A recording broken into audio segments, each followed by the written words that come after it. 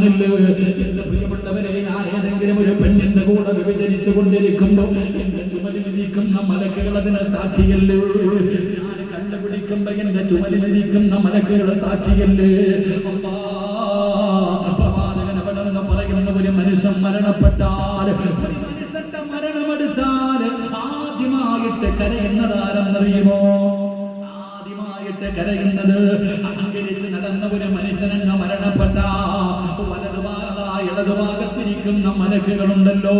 ഒരു നല്ല മനുഷ്യനാണ് മരിക്കുന്നതെങ്കിൽ ആ മനുഷ്യന്റെ മരണം അങ്ങ് അടുക്കുമ്പോ, റൂഹ് പിടിക്കാൻ സമയമാകുമ്പോ, ആ മനുഷ്യൻ മരിച്ചു കഴിയുമ്പോ വലതുഭാഗത്തിരുന്ന മലക്കിറങ്ങി നിന്ന് കരയുകയാണ്.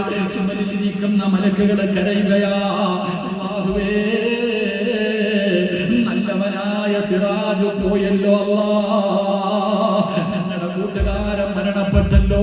അവൻ നിസ്കാരത്തിന് ഞങ്ങളെ സാക്ഷിയാക്കിയവനാണ്, ഇൽമിന്റെ മജ്‌ലിസുകളിൽ സാക്ഷിയാക്കിയവനാണ്, ഒരുപാട് സൽക്കർമ്മങ്ങളിൽ ഞങ്ങളെ സാക്ഷിയാക്കിയവനാണ്.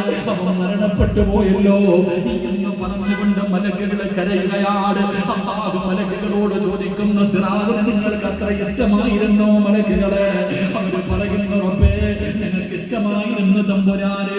എങ്കിലും നിങ്ങൾ ഖിയാമത്ത് നാൾ വരെ ഈ ദുനിയാവിൽ ഇരുന്ന് ഇബാദത്ത് ചെയ്യ്. ആർക്ക് വേണ്ടി? കൂട്ടുകാരന് വേണ്ടി, നിങ്ങൾ ഇഷ്ടപ്പെട്ട കൂട്ടുകാരന് വേണ്ടി.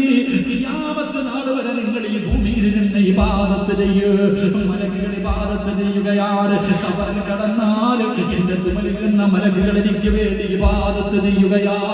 അല്ലാഹനെ മറന്നുകൊണ്ട് നടക്കുന്നവൻ മരിച്ചാ ചുമലിലിരിക്കുന്ന മലക്കുകൾ പറയുന്നു, അൽഹംദുലില്ലാഹ്, ഇവൻ ചത്തുപോയല്ല റബ്ബേ, ഇവൻ ചത്തുപോയല്ല റബ്ബേ. നിന്നെ സ്തുതിക്കുന്ന പടച്ചവരെ, ഇവനെ വെറുതെ വിടല്ലേ അല്ലാ, ഇവനെ വെറുതെ വിടല്ലേ അല്ലാ.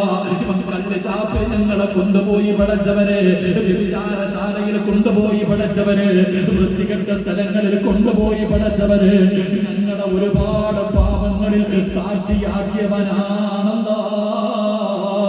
ഇവനെ വെറുതെ വിടല്ലേ അല്ലാ. നമ്മുടെ ചുമലിലിരിക്കുന്ന മലക്കുകളെ നമുക്ക് എതിരായി ദുആ ചെയ്യുമെന്ന് മുത്തുനബി എവിടെന്ന് പഠിപ്പിക്കുമ്പോ അതിനേക്കാളും വലിയ ദുരന്തമെന്താണ്? അതിനേക്കാളും വലിയ ദുരന്തമെന്താ? എന്റെ പ്രിയപ്പെട്ടവരെ, റസൂലുള്ളാഹി പറയുകയാണ്, എന്റെ പ്രിയപ്പെട്ട സഹോദരാ, രാത്രിയും പകലും അല്ലാഹുവേ നിനക്ക് എതിരാവുകയാണ്. പകല് പാപം ചെയ്താ പകല് നിനക്കെതിരാവുകയാണ്, രാത്രി പാപം ചെയ്താ രാത്രി നിനക്ക് എതിരാവുകയാണ്. അങ്ങനെ രാവും പകലും നിന്നെ കൈയൊഴിയുകയാണ്. പത്താമത്തെ ദുരന്തം എന്തെന്നറിയോ?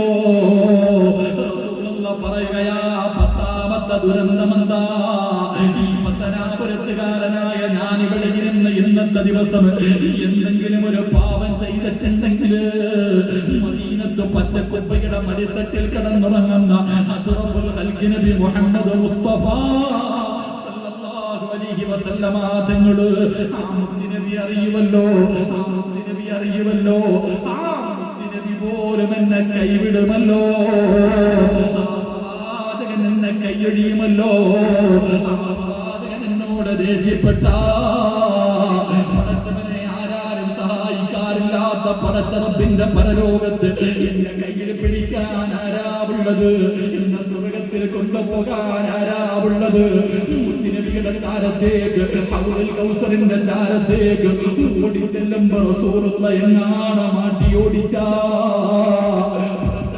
നമ്മളെക്കാളും വലിയ നഷ്ടവാളിയാരാ? അതുകൊണ്ട് സഹോദരങ്ങളെ, ഏറ്റവും വലിയ ദുരന്തം ഇതാണ്, ഏറ്റവും വലിയ ദുരന്തം ഇതാണ്. പത്താമത്തെ ദുരന്തമെന്തേ സഹോദരാ? ഏറ്റവും വലിയ ദുരന്തമെന്തേ?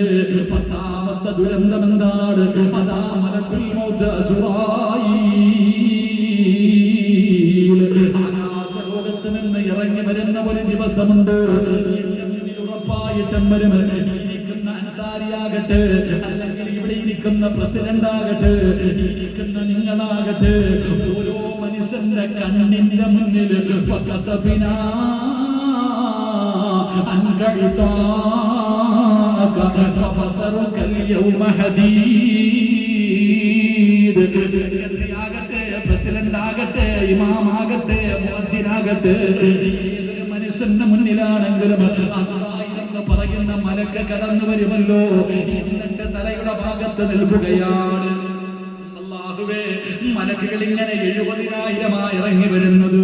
ഒന്നും രണ്ടും മലക്കുകളല്ല, 70 മുതൽ 70,000 വരെ. സിറാജിന്റെ റൂഹ് പിടിക്കാൻ ഒരു കാറ്റടിച്ചാൽ ആ താഴെ വീടും. ആരോഗ്യമുള്ളവരെ കയ്യുയർത്തിയൊന്നടിച്ചാ താഴെ വീടുന്ന എന്റെ റൂഹ് പിടിക്കാൻ 70,000 മലക്കുകള്. പടച്ചവനെ അതാ കാല് പിടിക്കുന്നത് ഒരു വിഭാഗം, 2 കാലും പിടിക്കുന്നു, കൈകൾ പിടിക്കുന്നു. തിന്റെ കാരണം അതാ മോനെ, ഒരു കോഴിക്കുഞ്ഞിനെ അറുത്തിട്ടാ കടന്ന് പിടയുമല്ലോ, അടിക്കുമല്ലോ. കണ്ടാസ്വദിക്കുന്ന മനുഷ്യ അവസാനം തൊണ്ടക്കുടിയിൽ നിന്ന് റൂഹ് പോകുമ്പോ പടച്ചവനെ തലയിട്ടടിച്ചടിച്ച് അതിന്റെ കണ്ണവസാനം ഇങ്ങനെ അടയുന്നത് നോക്കി ചിരിക്കുന്ന ചെറുപ്പക്കാരാ, എന്റെ പ്രിയപ്പെട്ട സഹോദരാ. മോനെ, കണ്ണിലൂടെ ഇങ്ങനെ റൂഹിറങ്ങി പോകുന്ന രംഗമുണ്ടല്ലോ. എന്റെയും നിങ്ങളുടെയും റൂഹ് പിടിക്കുന്ന ഒരു സമയമുണ്ട്. ഈ തൊണ്ടക്കുടിയിൽ നിന്ന് റൂഹ് പിടിക്കുമ്പോ പറയണോ ലാ ഇലാഹ ഇല്ലല്ലാഹ്, പറയണോ ലാ ഇലാഹ ഇല്ലല്ലാഹ്. ഈമാനോടുകൂടിയുള്ള ഒരു മരണം വേണോ സഹോദര? വെള്ളിയാഴ്ച രാവിലൊക്കെ ഓരോ മനുഷ്യൻ മരണപ്പെടുന്നത് കാണുമ്പോ കൊതി തോന്നാറില്ലേ? ചിലരൊക്കെ വെള്ളിയാഴ്ച മരിക്കുന്നത് കാണുമ്പോ കൊതി തോന്നാറില്ലേ? മോനെ, നിനക്കൊരു നല്ല മരണം കിട്ടുമോ ചെറുപ്പക്കാരാ? മോനെ, ഏറ്റവും വലിയ ദുരന്തം ഈമാനില്ലാത്ത ദുരന്തമാ. ഈമാനില്ലാത്ത മരണം ഒരു വലിയ ദുരന്തമാ സഹോദരാ. അവനെക്കാളും വലിയ നഷ്ടവാളിയില്ലല്ലോ. ലാ ഇലാഹ ഇല്ലല്ലാഹ് പറയാൻ കഴിയാത്തവനെക്കാളും വലിയ നഷ്ടവാളിയാരാ? അല്ലാഹുവിന്റെ ഖുർആൻ പറഞ്ഞില്ലേ, അല്ലാഹുവിന്റെ പരിശുദ്ധമായ ഖുർആൻ പറഞ്ഞല്ലോ, ഏറ്റവും വലിയ വിജയാരെന്നറിയോ? പണം അധികാരവുമുള്ളവനല്ല. ഏറ്റവും വലിയ വിജയാരെന്നറിയോ? അവസാനം നന്നാക്കുന്നവനാ, ഈമാനോടുകൂടി മരിക്കാൻ ഭാഗ്യം കിട്ടിയവനാ. അല്ലാഹു നമുക്കതിനുള്ള ഭാഗ്യം നൽകുമാറാകട്ടെ. അതുകൊണ്ട് എന്റെ പ്രിയപ്പെട്ടവരോട് ഓർമ്മപ്പെടുത്തുകയാണ്, ഏറ്റവും വലിയ ദുരന്തങ്ങൾ ഈ 10 ദുരന്തങ്ങളാണ്.